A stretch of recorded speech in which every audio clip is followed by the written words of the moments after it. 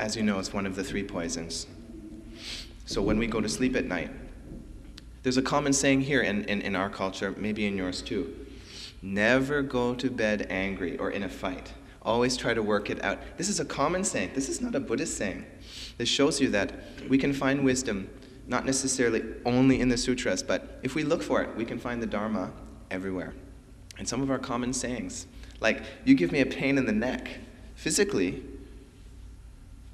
these feelings affect us, and they appear in our body. So here, Master Shantideva is talking about how unstable our mind becomes when we get angry. So I also try and recommend the same thing, that don't go to bed angry. And at night, I find it very helpful to review the day, to go through backwards what happened throughout the day, so I can go, oh, that was a mistake. Then there's a time, if we haven't already felt sorry and made an apology, maybe did some purification practices, whatever we do, things that are dharmic, they can all be dedicated to purifying our negativities. So if there's some prayers, we can dedicate our prayers. If we do a bowing practice, in the Tibetan tradition we do these long bowing. We use these things to purify. We can say, that mistake, when I stole that money, I'm going to think back to that, and I want to erase that by this action. And so we can spend some time. We can pick specific things. So each day we can also pick specific things and say, okay, I see you. I'm going to work on you. And over time we can try to purify that negativity. So each day it makes it easier to keep track, one, and also we don't lose any of these things so that one day we thought, I haven't done anything wrong. I hear people say this when they're dying, actually. I've been a really good person. And it could be so, but it might be forgetting about some of the negativities we have committed. And it's important to recognize them, because they don't, as you know, the only thing we take with us is the Dharma when we die.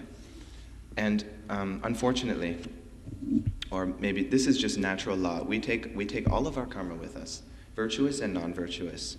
So each day, it'll prepare us for death too. Each day, if we review, we might not have so much stuff to review when we're about to leave this body. It might be easier, because we've been doing it all along. It's not like cramming for an exam just the night before. We've been getting ready for the exam. What's the exam? Passing from this life to the next life with a happy state of mind. That's the test. Can we do it? How can we do it? Well, if we've led a good life. So if we review each day, it's one way of improving our life, leading a better life. And then next time we can say also, next time, I'm going to see that coming, and I'll try not to do that next time. Okay, the next verse. A master who has hatred is in danger of being killed, even by those who for their wealth and happiness depend upon his kindness. So maybe Master Shantideva is talking about like a landlord, someone who's in charge of some people. By it, meaning the hatred of the master, friends and relatives are disheartened. Though drawn by my generosity, they will not trust me if I have hatred. In brief, there is nobody who lives happily with anger. Hence the enemy, it's a very strong word, hence the enemy, anger, creates suffering such as these. But whoever assiduously overcomes it finds happiness now and hereafter. So Master Shantideva has called anger an enemy. That's a very strong word. With our enemies, I think he talks about it later on. Maybe we'll wait till he comes to it. But sometimes I struggle with the terminology of calling our inner process of trying to become a better person as a war. Sometimes I feel a little uncomfortable with this because it's it's almost a violent image. And also in some of our scriptures, it talks about stamping on the head of negativity. It's quite strong language like this. How do you feel about this? Is it appropriate? Any ideas? Is it a war?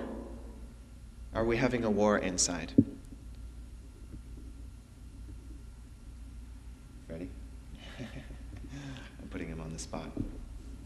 I have to say personally, it makes me feel a little bit uncomfortable because practicing Buddhism, for me, as a Buddhist, or as someone before I became a Buddhist, I've never liked war. I've always thought that war is something that destroys both sides. It's not logical to me. And His Holiness the Dalai Lama often talks about war as suicide. Nowadays, he often says, His Holiness, that there was a time when we were living like a big bunch of tribes, and if we conquered another tribe, maybe there was some benefit. But now, it seems, if we conquer another place, it's like shooting ourselves in our own foot. Because, like I think about Afghanistan, if we destroy, the Buddhists were destroyed there, but anyhow, if we destroy the resources and the land of a place, it's like we're blowing up our own backyard. So when I hear about like imagery in scriptures about war, it makes me feel a little unsettled. On the other hand, I have to say that sometimes this strong language may be necessary. And that's because of what we're up against. Our anger is beyond any external so-called enemy that we could ever have, someone who is after us, even a huge army. Our anger is beyond all of this because it's often said, Lord Buddha says, a wild elephant can kill our body, can destroy us physically. But the only person or the only thing that can send us to the lower realms is our own mind. So anger is in our mind. I'll say it's part of our mind, but it's not an inextricable part of our mind. Fortunately, anger can be removed like a tumor. It can be, some tumors. It can be taken out. We don't need anger. This I'll say very strongly, because in our culture, we're a group of we're a Dharma family. We're Dharma brothers and sisters. So we agree when the Buddha says, anger is killing us. Anger is the fire. We need to put the fire out. But I will say it again. We don't need anger. We can live without it. Often I hear, just in general, as I go about and I talk to different people, sometimes when people see the robes, they say, oh, what are you? Why are you wearing a dress? Are you Hare Krishna? Things like this. Sometimes they want to talk about the Dharma. Sometimes they're interested in Buddhism. But it's very difficult for people to understand or to buy the fact that we can live without anger. Some people say, oh, that was quite boring. Wouldn't that be boring? No cop and robber movies, no war movies. Also, what would we do about the oppressed? People say this a lot. What would we do if we don't get angry when there's a dictator somewhere? What will we do? They'll take over the world. If people didn't get angry with Hitler, they wouldn't have taken him out. I hear things like this. I am convinced that there's always another solution.